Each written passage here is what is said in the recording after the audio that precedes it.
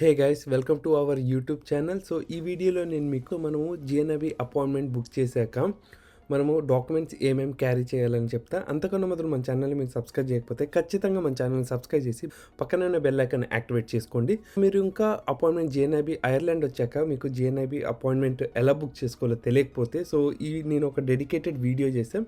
So ఈ వీడియోలో నేను మీకు మనం ఎలా అపాయింట్మెంట్ బుక్ చేయాలి, సో మనకి అపాయింట్మెంట్ కన్ఫర్మేషన్ ఎలా వచ్చింది, సో మనం ఎలా ఎక్స్ప్లెయిన్ చేయాలి అనేసి కంప్లీట్ డీటెయిల్గా నేను ఎక్స్ప్లెయిన్ చేశాను. ఇక్కడ మళ్ళీ అడ్రస్ మనము అపాయింట్మెంట్ ఉంటుంది కదా, సో అపాయింట్మెంట్ అడ్రస్ మనకి ఎలా వచ్చింది అనేది కూడా నేను డీటెయిల్గా ఎక్స్ప్లెయిన్ చేసి ఈ వీడియోలో. ఇంకా మనం ఈ వీడియోని చెక్అవుట్ చేయకపోతే ఖచ్చితంగా ఈ వీడియోని చెక్అవుట్ చేయండి, ఇక్కడ ఉన్న వీడియోని హౌ టు బుక్ జిఎన్ఐబి అనేసి. So now let's get in to the video. So once మీరు అపాయింట్మెంట్ బుక్ చేశాక సో ఇక్కడ ఏమైందంటే మనము వెళ్ళేటప్పుడు మనము కొన్ని డాక్యుమెంట్స్ని క్యారీ చేయాల్సింది ఉంటుంది అనమాట. సో ఆ డాక్యుమెంట్స్ వచ్చేసి ఫస్ట్ థింగ్ వచ్చేసి మనము పాస్పోర్ట్ క్యారీ చేయాల్సి ఉంటుంది. సో పాస్పోర్ట్ ఉంటుంది కదా మన దగ్గర, సో ఆ పాస్పోర్ట్ మళ్ళీ ఇన్సూరెన్స్ క్యారీ చేయాల్సింది ఉంటుంది. ఇంకా మీ దగ్గర ఏమన్నా లైక్ ఇంటర్నేషనల్ ఇన్సూరెన్స్ పర్చేస్ చేయాలని చూస్తున్నట్టయితే సో ఖచ్చితంగా మనల్ని కాంటాక్ట్ అవ్వచ్చు. నేను డిస్క్రిప్షన్లో ఫామ్ లింక్ ఇస్తాను. ఆ ఫామ్ ఫిల్ చేశారనుకో మన టీం మిమ్మల్ని కాంటాక్ట్ అయ్యింది. సో మీరు ఇన్సూరెన్స్ బై చేయాలనుకుంటే అఫోర్డబుల్ ప్రైస్లో మనల్ని ఖచ్చితంగా కాంటాక్ట్ కావచ్చు. మనం డైరెక్ట్ ఏజెంట్ అనమాట.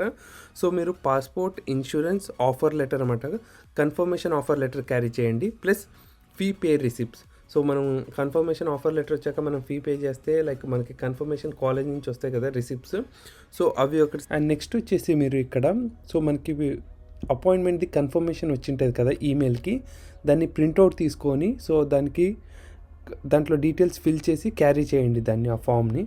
దెన్ ఇక్కడ వచ్చేసి అడ్రస్ ప్రూఫ్ కావాల్సింది ఉంటుంది అనమాట. సో ఈ అడ్రస్ ప్రూఫ్ మీరు ఏం చేయాల్సింది ఉంటుందంటే, సో మీరు ఐర్లాండ్ వచ్చాక ఇక్కడ సో మీరు అడ్రస్ అనేది మీరు ఎక్కడైతే ఉంటున్నారో సో అడ్రస్ అనేది కాలేజ్ పోర్టల్లో అప్డేట్ చేస్తే మనకి కాలేజ్ నుంచి రెఫరెన్స్ లెటర్ అని వచ్చింది అనమాట.